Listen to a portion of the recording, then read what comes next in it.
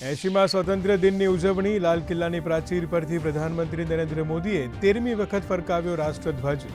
વિકસિત ભારતના સંકલ્પનો કર્યો પુનરોચ્ચાર તો પહેલી વખત લાલ કિલ્લા પર ગુંજ્યું રાષ્ટ્રગીત વંદે માતરમ।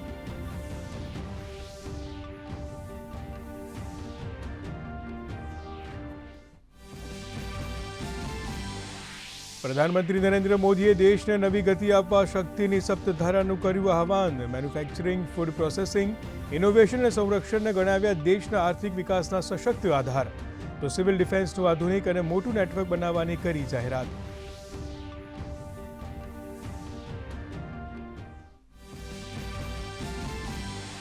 પ્રધાનમંત્રી નરેન્દ્ર મોદીએ લાલ કિલ્લા પરથી યુવાનો માટે કરી મહત્વની જાહેરાત। 1 વર્ષમાં 1 કરોડ યુવાનોને મળશે AI સ્કિલ ટ્રેનિંગ। ડિજિટલ નેટવર્કના માધ્યમથી યુવાનોને નિઃશુલ્ક ઓનલાઈન કોચિંગની જાહેરાત। વૈચારિક નક્સલીઓથી સાવધ રહેવાની આપી શીખ।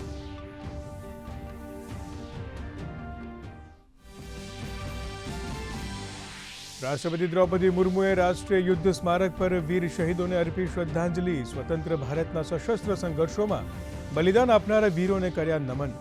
સંરક્ષણ મંત્રી રાજનાથસિંહ, CDS જનરલ NS રાજા સુબ્રમણ્યમ સહિત સેનાના પ્રમુખ રહ્યા ઉપસ્થિત।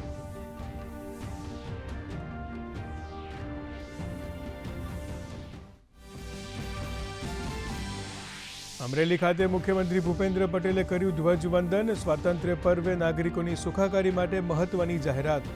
બિન અનામત વર્ગના યુવાનો માટે અભ્યાસ લોનની આવક મર્યાદા વધારાઈ તો ગ્રામ્ય પરિવારો માટે વિનામૂલ્યે ઘરથાળ પ્લોટની પણ જાહેરાત।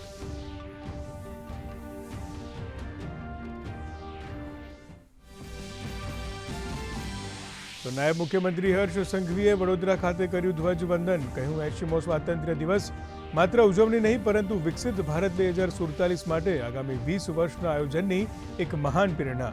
કહ્યું ઉદ્યોગ, રોકાણ અને રોજગારી ક્ષેત્રે દેશમાં રોલ મોડેલ બન્યું છે ગુજરાત।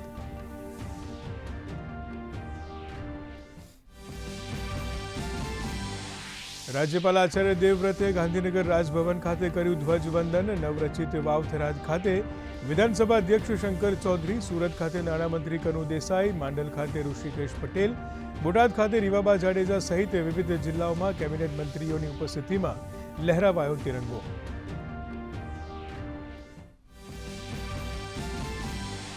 આજે સાંજ સુધીમાં રાજ્યના 56 તાલુકામાં નોંધાયો હળવો વરસાદ। રાજ્ય પર 6 સિસ્ટમ સક્રિય થતા જામ્યો વરસાદી માહોલ। નવસારી, વલસાડ, તાપીમાં યલો એલર્ટ। રાજ્યના 26 ડેમ સંપૂર્ણ ભરાયેલા જ્યારે 41 ડેમ હાઈ એલર્ટ પર।